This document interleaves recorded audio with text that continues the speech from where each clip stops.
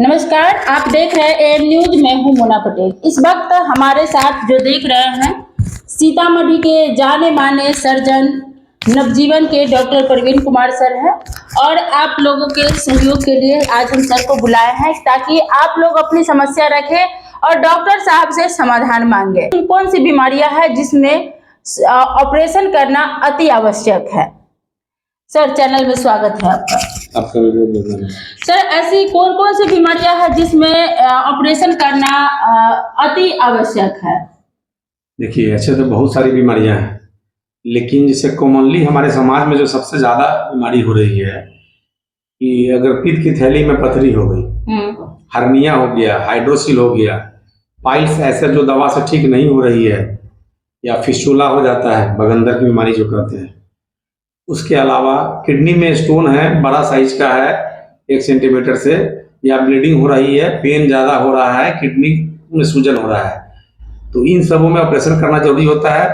बचदानी में अगर बहुत ज्यादा खराबी है, दवा से ठीक नहीं हो रहा है, एज 35-40 के पार हो चुका है मोस्टली, और मेडिकल ट्रीटमेंट से नहीं ठीक हो रहा है, तब जरूरत पड़ती है उसमें ऑपरेशन का।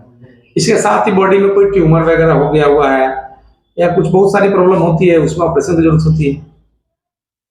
और ऐसी कौन सी बीमारियां हैं जिसपे ऑपरेशन नहीं भी करके दवा से हम ठीक कर सकते हैं। देखिए, अब तो बहुत बड़ा क्वेश्चन, भेग क्वेश्चन पूछ रही है कि कौन सी, बहुत सारी। अब छोटा किडनी में स्टोन है, अगर मान लीजिए 4 सेंटीमीटर 5 सेंटीमीटर का, तो उसमें दवा चलता है, उसमें ऑपरेशन की जरूरत नहीं पड़ती है। एपेंडिसाइटिस अगर हुआ है, नॉर्मल है, 1-2 बार अटैक हुआ है, दवा चला करके मेंटेन अगर कर जा रहा है, तो उसमें जरूरत नहीं पड़ सकती है। इस तरह करके बहुत सारी चीजें हैं। यूट्रस में बहुत सारे बोलते हैं लोग आजकल मिथ्या है कि हमारा यूट्रस खराब हो गया है, कैंसर हो जाएगा, उसमें ऑपरेशन की जरूरत नहीं होती है, दवा से ठीक हो सकता है। वो टाइम बीइंग कम एज में यूट्रस का जो ऑपरेशन कराते हैं लोग, उन लोग के लिए एक सलाह है कि ये ना कराएं। सर, आमतौर पर लोग अस्पताल में जाने से डरते हैं, या तो उनके पास पैसे के लिए डरते हैं कि डॉक्टर साहब अधिक ले लेंगे, या क्या समस्या है तो लोग जानते हैं, लेकिन समस्या अधिक हो जाने के बाद जाते हैं। तो क्या शुरू में जाएंगे तो जल्दी ठीक हो सकते हैं, बाद में जाने से समस्या का समाधान नहीं होने का संभावना रहता है। देखिए, डॉक्टर के अस्पताल में जाने से जो आपने बोला कि डरते हैं, ये एक बहुत बड़ी मिथ्या और ये बनी हुई है लोगों के अंदर में। इंसान को जिस तरह से अपने खाना पीना, पढ़ाई लिखाई, कपड़े पे खर्च करते हैं, उसी हिसाब से उनको स्वास्थ्य पे भी ध्यान देना चाहिए। आज के टाइम में सरकार की तरफ से फैसिलिटी है कि कम से कम सारे मैक्सिमम लोगों को आयुष्मान कार्ड दिया गया है।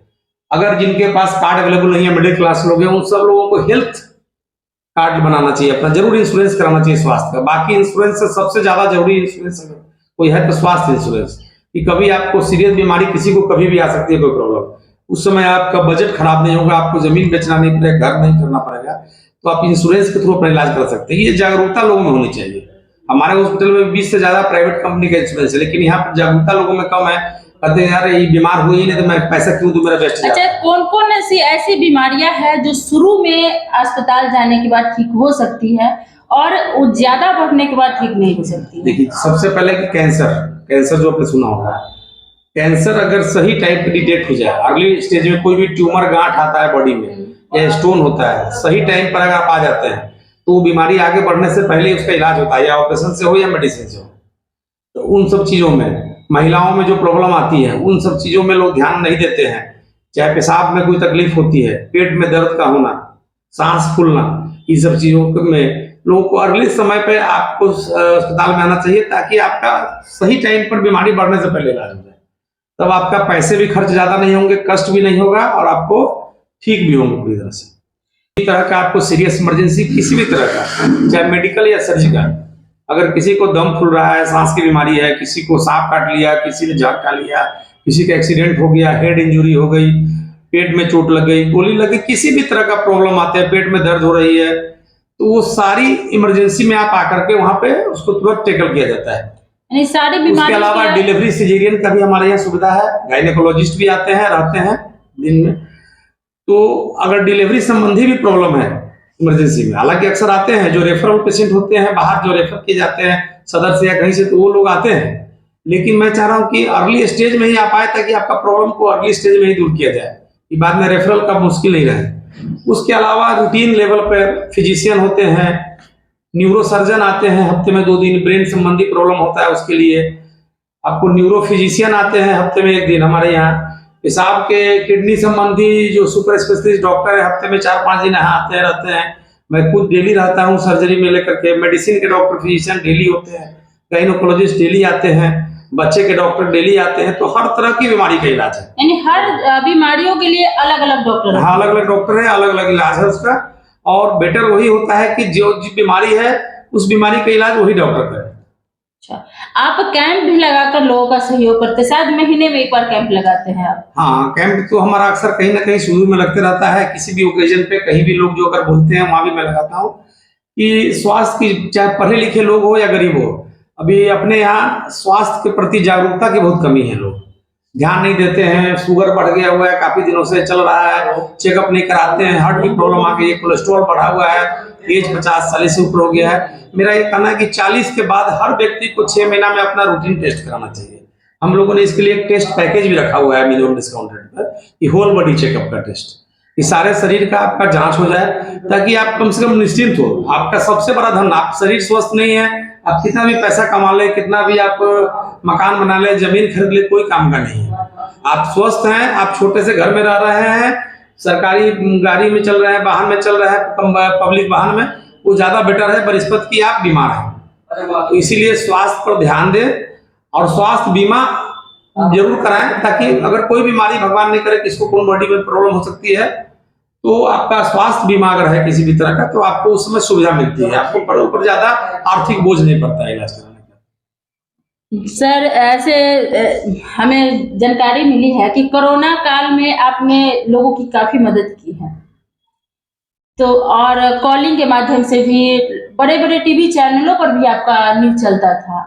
घर बैठ करके लोग आपकी बातें सुनते थे और उस पर के अपने आप को देख रेख करते थे।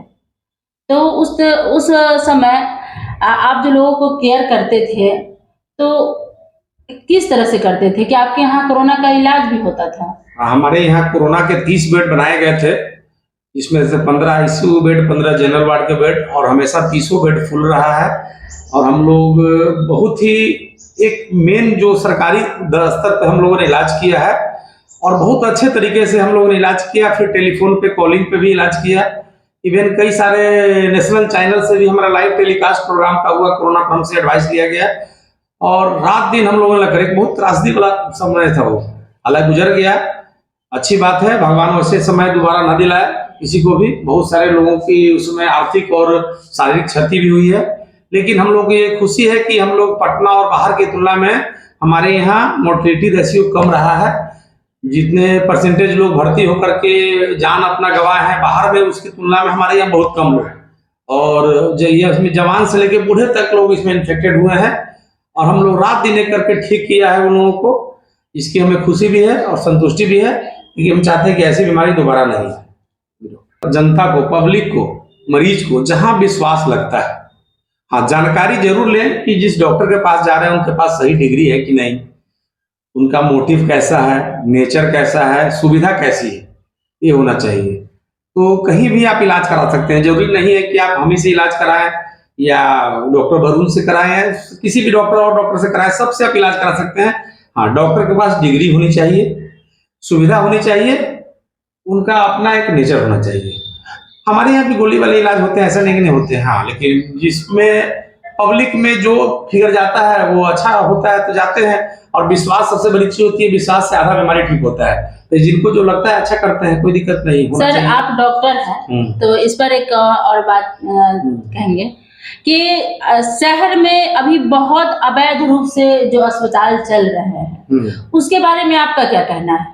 हाँ, ये तो अपने जिले में बहुत बड़ी त्रासदी है कि इतने अच्छे अच्छे डॉक्टर सब जिले में आ रहे हैं। अभी हाल के दिनों में हर डिपार्टमेंट में बड़े बड़े पढ़ के हायर स्टडी करके लोग आ रहे हैं, लेकिन आज उनकी क्लिनिक की तुलना में मैं ऐसे देख रहा हूँ, पता कर रहा हूँ कि कमीशन खोरी ज्यादा, दलाली और इस सब के चक्कर में, गलत संगत बहकावे के चक्कर में मरीज जो है भाग करके वैसे जगह चले जाते हैं, नीम की जगह पे, जहाँ पे सुविधा नहीं है, डिग्री होल्डर डॉक्टर्स नहीं है, कंपाउंडर इलाज कराते हैं हमारे यहाँ, किसी और के यहाँ वो सीख लिए, कुछ काम कर लिए, नीम हकीम खतरे जान की तरह, और जा करके रिस्क लेकर के मरीज अपनी जान पे करके थोड़े से पैसे कम करने के लिए, हालांकि पैसे कम नहीं लगते हैं, बाद में ज्यादा लगते हैं, गलत सही दबाव में कमीशन में लोग उसको वहां ले जाते हैं, इलाज कराते हैं। ये बहुत ही गलत है। लोगों को सोचना चाहिए कि हमें हमेशा डॉक्टर के यहाँ जाने से पहले उसकी डिग्री जानना चाहिए। चाहे कोई आपको जांच कराने जाना हो या इलाज कराने जाना हो, डॉक्टर के पास डिग्री हो, अस्पताल के पास सुविधा हो, तभी आप वहाँ इलाज कराएं। सरकार को ऐसे अस्पतालों के लिए क्या कदम उठाने चाहिए? सरकार को बहुत सख्त कदम उठाना चाहिए। मैं तो बोलूंगा कि चाहे यहाँ सिविल सर्जन हो, चाहे डीएम साहब हो, चाहे प्रशासन जो भी हो, ऐसे हर अवैध अस्पताल जहाँ पे चिकित्सक मौजूद नहीं होते हैं, सिर्फ डिग्री या किसी का बोर्ड लगाकर काम करते हैं, या कंपाउंडर काम कर रहे हैं, या गलत सलत काम हो रहा है, जहाँ पे उस पर सख्त से सख्त कार्रवाई होनी चाहिए। और इससे क्या होता है कि मोटिवेशन डेवलप होता है। जो डिग्री वाले पढ़े लिखे लोग अपने जिला में आए हैं अस्पताल चलाने के लिए, उनके पास पेशेंट जाता है, वो सही समाधान उसका इलाज करते हैं, या तो खुद करे या सही डॉक्टर के यहाँ भेजते हैं। और ये उचित भी है कि जो आदमी के जिसका जो वर्क है वो करे, तो मरीज की भलाई भी होगी, पैसे भी खर्च कम होंगे, बीमार भी कम होंगे। हालांकि वो मरीज भी बाद में आते ही हैं डॉक्टर के पास, लेकिन लास्ट स्टेज में आते हैं जब डॉक्टर भी कुछ नहीं कर पाते हैं। तो सरकार को, प्रशासन को इस पर ध्यान देना चाहिए। और हमारे जिले में इवन मैं तो जानता हूँ कि शहर के बीचों बीच नाक के सामने कई सारे ऐसे अस्पताल चल रहे हैं, मैं नाम नहीं लेना चाहूंगा, कि देखना चाहिए, सबको पता होगा प्रशासन को भी, कि बिना डॉक्टर के लोग इलाज अस्पताल चला रहे हैं और उस पर इलाज कर रहे हैं, मरीज मर रहा है, पैसे पे मैनेज करते हैं, दलाल ज्यादा पैसे के लेकर के उसको लाते हैं कि ज्यादा से ज्यादा कमीशन मिलता है उनको, उस पर वो लोग मरीज को बहका कर लाते हैं। इवन आपको जो सरकारी सुविधा से इलाज हो रहा है, फ्री में मुफ्त में आपका ऑपरेशन हो रहा है, वहां भी न ला करके बोल के अरे सरकारी में इलाज हो रहा है, आपका गलत हो सकता है, कुछ कर देगा, कुछ गलत समझा के मरीज, चूंकि हमारे यहाँ कम पढ़े लिखे लोग हैं, शिक्षा की कमी है, गांव के लोग हैं, उन लोगों को पता नहीं है, भला फैसला कर ले जाते हैं। जो जिसका इलाज फ्री में हो सकता है उसको भी पैसे दे करके गलत जगह पे फंसा कर इलाज कराते हैं। सर, आपके यहाँ आयुष्मान कार्ड से भी इलाज होता है, अगर जिसके पास आयुष्मान कार्ड नहीं है, गरीब है, तो क्या उसको आप छूट देते हैं? देखिए, तो लोकल है तो ऐसे भी पब्लिक है जो गरीब होते हैं, बोलते हैं तो उनको ज्यादा बेनिफिट मिलता ही है। और हम लोग अवेयरनेस करते हैं कि जो अब गरीब है तो जरूर आयुष्मान कार्ड नहीं है, अगर बनने वाला है तो हम लोग बनवाते हैं उसका, नहीं है तो मिनिमम छूट पे करते हैं। हाँ, बहुत बड़ी बीमारी है, नहीं कर सकते हैं तो जरूर उसको हम ऐसे सरकारी संस्थान में भेजते हैं डायरेक्ट, और हम लोग से अगर बन पाता है कॉन्ट्रैक्ट से पैरवी करके कि उनको वहां पे भी उसका इलाज हो सही से, क्योंकि मरीज को ज्यादा परेशानी नहीं हो, चाहे यहाँ वो इलाज हमारे हॉस्पिटल में हो या गवर्नमेंट सेटअप में हो, हम लोग कोशिश करते हैं कि सही जगह जाए, मरीज का दोहन नहीं हो, बस ये हमारी होती है। सर, हमारे चैनल के माध्यम से आप दर्शक को कुछ कहना चाहेंगे? और बस हम दर्शकों को बहुत बहुत धन्यवाद देते हैं कि आप लोग हमारा ये कार्यक्रम देख रहे हैं, सुन रहे हैं। बस मैं एक बात कहना चाहता हूं कि अपने स्वास्थ्य के प्रति जागरूकता लाएं, जो सरकार से सुविधा मिली है उसका उपयोग करें, जो जिनको सरकार से सुविधा नहीं मिली है वो प्राइवेट इंश्योरेंस, हेल्थ इंश्योरेंस कहीं ना कहीं से किसी कंपनी से अपने स्वास्थ्य की बीमा कराएं, ताकि ज्यादा बीमारी, कोई भी बीमारी होने पर आप भर्ती होकर के अपना इलाज फ्री में करा सकें, आपको पैसे का लोड ना हो। और हमेशा इलाज आप जो है डिग्री वाले चिकित्सक से समझ करके उसकी सुविधा देख करके ही उस अस्पताल में कराएं, न कि आपके गांव में अगल बगल में किसी ने कुछ बोल दिया उसके बहकावे में आकर के आप कुछ काम करें। चूंकि चिकित्सा व्यवस्था में भी बहुत सारी कमियां हैं और बहुत सारे भ्रष्टाचार घुस चुके हैं, तो उस पर आप लोग ध्यान न दें और प्रशासन भी इस पर ध्यान दे और अपने स्वास्थ्य के प्रति जागरूक रहें। से अगर बॉर्डर पार से पेशेंट आते हैं तो उसके लिए क्या सुविधा है? देखिए, हालांकि पहले से अब तो थोड़ा कम हुआ है, नेपाल में भी कुछ कोरोना काल में जो बंद हो गया था, तो पहले तो सारे पेशेंट आया करते थे, लेकिन अभी भी आते हैं। देखिए, नेपाल कोई अंतर नहीं होता है उसमें, बस यही है कि हम लोग उसको कोई इस तरह का फीलिंग नहीं होने देते हैं कि नेपाल से आप आए हैं तो आपको इंडिया में कुछ घबराहट दूसरे कंट्री में, ऐसा नहीं है। ये बॉर्डर पर है, हम इंडिया नेपाल दोनों आसपास है, कोई अंतर नहीं लगता है, अपने घर की तरह है। हम लोग भी वहां जाते हैं और वहां से भी इलाज कराने आते हैं और सारी सुविधा हम लोग देते हैं।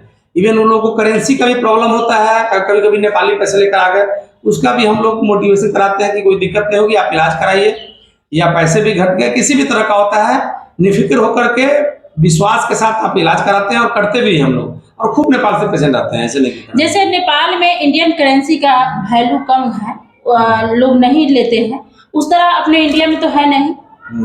नहीं, हम लोग नेपाली करेंसी को हम लोग लेते हैं, ट्रांसफर करा करके फिर उसको एक्सचेंज ऑफर में करा देते हैं।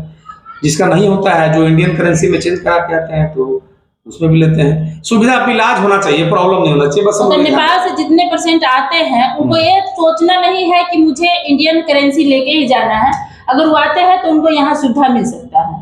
हाँ जरूर, सुविधा तो मिलती है। चलिए, डॉक्टर साहब से हमने बात की और हमारी बातें आपको कैसी लगी, आप कमेंट बॉक्स में जरूर लिखें कि आखिर डॉक्टर साहब जो बताए हैं इससे आप कितना संतुष्ट हैं, और अपने सेहत का ख्याल जरूर रखें। कुछ भी हो तो शुरू में इलाज करवाएं।